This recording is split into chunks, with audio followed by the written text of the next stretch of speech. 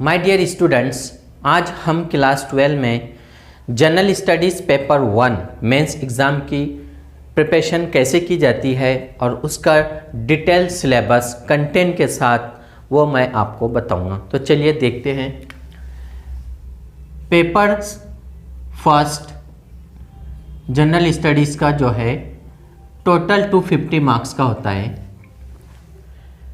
सबसे पहला पेपर 1 ऐसे होगा और पेपर सेकंड जिसको हम जीएस कहते हैं, जनरल स्टडीज़ 1। अब इसमें कंटेंट क्या है? Indian heritage and culture, history and geography of the world and society. ये मेन इम्पॉर्टेंट कंटेंट है सिलेबस के। अब इन कंटेंट में और चैप्टर है अलग अलग, जैसे number 1 Indian culture will cover the salient aspect of art forms, literature and architecture from ancient to modern times. Art and culture से रिलेटेड है ये। Number 2 modern Indian history from about the middle of the 18th century until the present, significant events, personalities, issues। इस तरह के history से related. अब इसमें आपका मिडिवल एंड मॉडर्न हिस्ट्री आ चुका है। देन मॉडर्न हिस्ट्री में number 3 the freedom struggle, its various stages and important contributors and contributions from different parts of the country. This is national movement 1857 to 1947.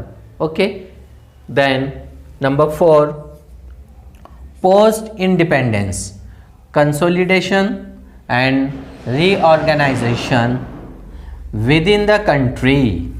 This is syllabus.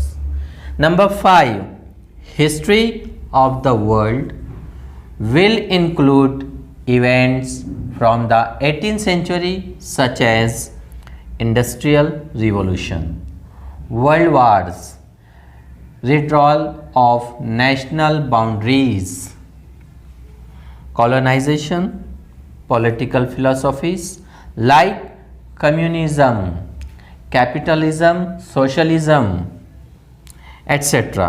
their forms and effect on the society।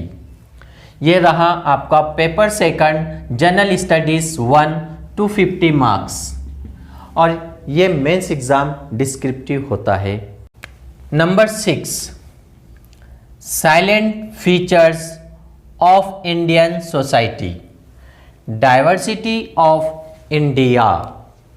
अब यहाँ से geography, Indian society, diversity of India, role of women and women's organisation, population, associated issues, poverty and developmental issues, urbanisation and their problems and their remedies. Number 8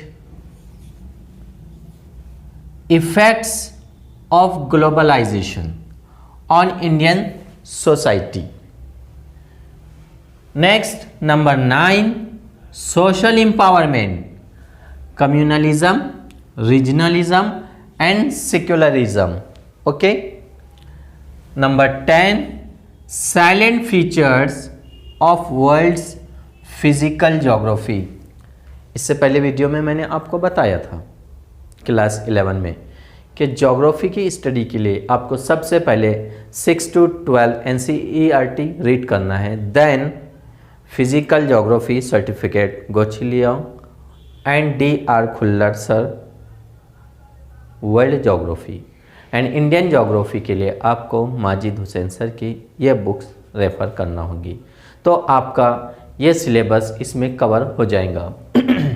number 11 distribution of key natural resources across the world including South Asia and the Indian subcontinent. Factors responsible for the location of primary, secondary and tertiary sector industries in various parts of the world including India. ये आपके agriculture and economics geography से related parts हैं. Number 12, important geophysical phenomena such as earthquakes, tsunami, volcanic activity, cyclone, etc. Geographical features, their location changes in critical geographical features including water bodies and ice caps. This is very important. And in flora and fauna and the effects of such changes. ये रहा आपका general studies 1 का paper 2 syllabus 250 marks. तो अगर आपने अच्छी तरह से 2022 की प्रिपरेशन किया है और जो स्टूडेंट्स न्यू हैं वो कर रहे हैं, तो सबसे पहले आपका काम यही है कि ज़्यादा से ज़्यादा syllabus, then previous year question paper, फिर उसके बाद आप NCERT रीड करो फर्स्ट, सेकंड, थर्ड, जब तक कि आपका कंसेप्ट क्लियर नहीं होता जब तक उसको पढ़ो. देन उसके बाद आप रेफरेंस बुक को फॉलो करो. रेफरेंस बुक की रीडिंग करने के बाद आप उसकी नोट्स क्रिएट करो, नोट्स बनाओ, लिखो, प्रैक्टिस करो, डेली प्रैक्टिस. ऐसे ही न्यूज़पेपर, मैगज़ीन, वेबसाइट का इस्तेमाल करिए आप, तो आपका general studies GS1 totally clear हो जाएगा. ओके, तो माय डियर स्टूडेंट्स, फिर मिलते हैं हम नेक्स्ट क्लास 13 में. Best of luck.